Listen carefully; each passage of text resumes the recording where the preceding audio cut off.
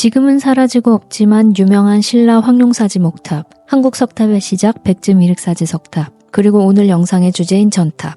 오늘은 목탑과 석탑에 비해 일반 대중들에게는 다소 익숙하지 않는, 그렇지만 다이나믹한 특징을 갖고 있는 전탑에 대해서 이야기해보고자 합니다.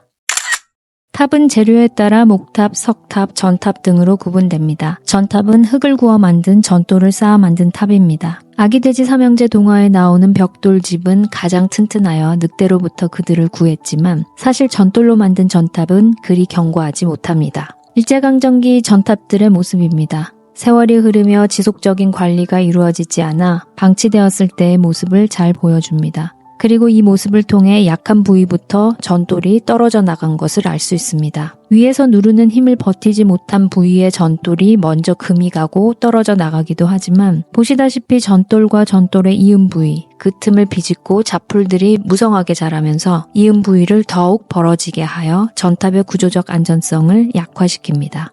이에 더해서 틈 부위에 눈비 등의 수분이 스며들어 얼거나 녹으면서 수축과 팽창을 반복하며 이음 부위가 벌어지는 것에 박차를 가하기도 하죠. 그런데 현재 남아있는 전탑들 중에는 지붕 경사면인 낙수부의 일부 기와가 남아있습니다. 이 기와가 탑을 처음 조성할 때부터 만들어진 건지 그 이후에 만들어졌는지는 알 수 없습니다. 다만 고려시대 기록 중에는 전탑에 기와를 올렸다는 내용이 있어 고려시대 전탑을 만들 때 기와가 함께 사용되었음을 확인할 수 있습니다. 현재 잘 남아있는 2층 이상의 다층 전탑들 6기 중에서 5기는 통일신라 시대에 제작되었습니다. 따라서 통일신라 시대의 전탑에도 기와를 올리는 형식이 있었는지는 명확히 알 수 없지만 전탑의 구조적 특징상 기와 혹은 전탑을 보호할 어떤 장치가 필요했던 것만은 분명한 듯합니다. 영상에서 말하는 외부 자극이란 자연재해와 인위적 훼손을 의미합니다. 먼저 자연재해의 경우 목탑과 석탑도 이를 피해갈 수 없지만 같은 강도의 자연재해라면 전탑에게는 치명적입니다. 이 탑은 1959년 이전 안동 금계동 화인사지 전탑의 모습입니다. 당시에도 4층으로 이미 파손된 상태였던 이 전탑은 1959년 사라오 태풍이 지나간 후 모습이 이렇게 바뀌었습니다. 아마도 이 모습을 처음 봤다면 그나마 4층으로 남아있었던 모습을 선뜻 상상하기는 힘들 것입니다.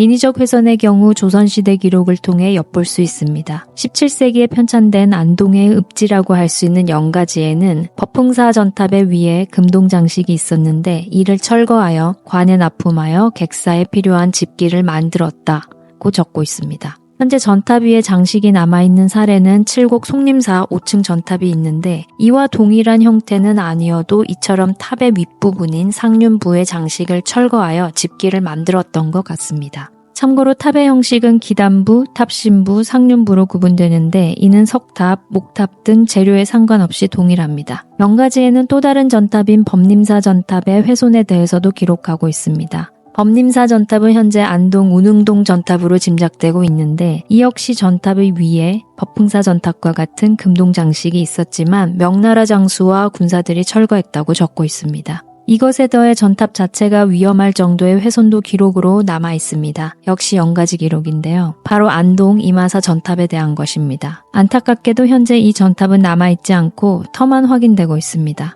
기록에 따르면 안동부의 관리가 이마사 전탑을 파괴하여 전돌, 즉 탑의 재료로 쓰였던 벽돌을 가져다가 객사의 대청에 사용했다고 하니 기록에도 남아있듯이 단순히 상륜부의 일부가 아닌 탑 전체의 훼손이 있었음을 알 수 있습니다.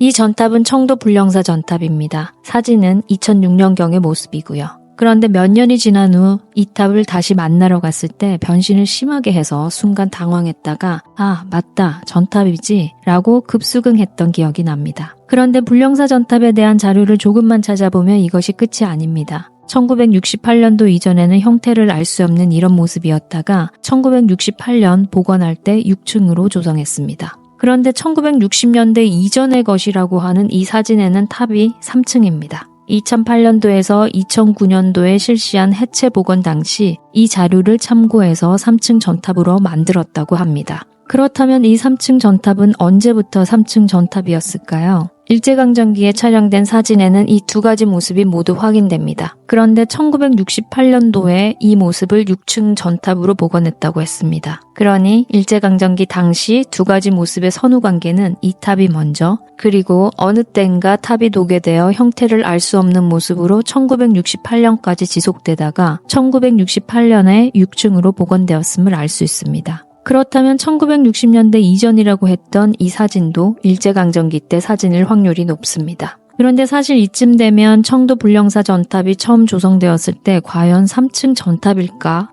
라는 강력한 의문이 들게 됩니다. 나아가서 현재 우리가 보고 있는 전탑의 모습도 혹시? 라는 생각도 지울 수 없습니다. 그런 관점에서 바라봤을 때 전탑의 나라라고 불리는 중국의 전탑을 보면 전돌을 쌓아 올리고 표면을 석회로 발라 전돌들의 이은 부위가 보이지 않는 것을 알 수 있습니다. 물론 석회가 방락된 부위를 제외하고 말이죠.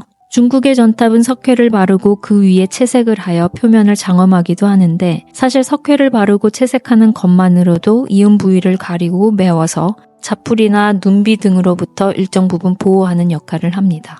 그리고 이런 전탑을 중국은 백탑이라고 칭하기도 했습니다. 그렇다면 우리나라 전탑도 표면에 석회가 발렸을 가능성이 높은데 안동 법흥사지 7층 전탑에 채색의 흔적이 있으며 전탑의 탑재였던 문양을 새긴 전돌에도 채색의 흔적을 볼 수 있습니다. 그리고 전탑을 모방한 전탑형 석탑인 영양 사내리 5층 석탑, 제천 장락동 7층 석탑에서도 채색의 흔적이 확인되며 조선시대 서거정이 분황사에 대해 읊은 시에는 분황사탑을 백탑으로 칭하고 있습니다. 게다가 일제강점기 때 일본인들이 사리장엄구를 얻기 위해 탑을 무너뜨려 지금은 사라지고 없는 상주 상병리 전탑형 석탑의 경우 당시의 명칭이 석심 회피탑이었습니다. 즉 돌로 탑을 만들고 표면에 석회를 발랐다는 뜻으로 전탑형 석탑에도 석회를 발라 표면을 마무리했던 것을 알 수 있습니다. 이 정도면 정말 지금 잔존한 전탑과 전탑형 석탑의 모습이 원모습이 아닐 수 있다는 강한 믿음이 용솟음쳐서 자꾸 의심의 눈초리로 쳐다보게 됩니다. 언제든지 모습을 변화할 수 있는 전탑의 특징은 조성시 혹은 수리시 전탑의 이점으로 작용할 수 있지만 학자들 입장에서는 원형을 추정하기 곤란하여 전탑이 연구하기에 까다로운 대상임은 분명한 듯합니다. 이처럼 탑에서 탑으로 형상이 변화하는 것은 애교 수준입니다.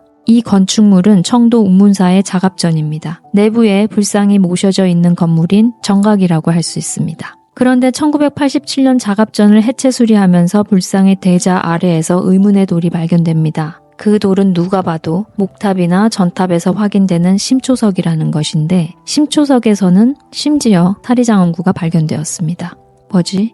그렇습니다. 원래는 전탑이었는데 이후 작업전으로 용도 변경된 것입니다. 발견된 사리의 뚜껑에는 함통 6년인 865년에 탑을 중수했다는 기록이 있습니다. 그리고 한국의 전탑 연구라는 책에 실린 해체 수리 전의 작업전 사진을 보면 벽돌 건물이었던 것이 확인됩니다. 이와 함께 작업전의 전신으로 추정되는 전탑에 대한 기록은 삼국유사 보양이목조에서 찾아볼 수 있습니다. 인간사가 있으면 개개인의 개인사가 있듯이 각각의 전탑들도 각기 다양한 스토리를 가지지만 오늘은 전탑의 대표적인 세 가지 특징을 이야기하는 것으로 갈무리하고자 합니다. 영상이 마음에 드셨다면 다음 영상도 놓치지 마시길 바랍니다. 시청해주셔서 고맙습니다. 문화유산 프로파일링이었습니다.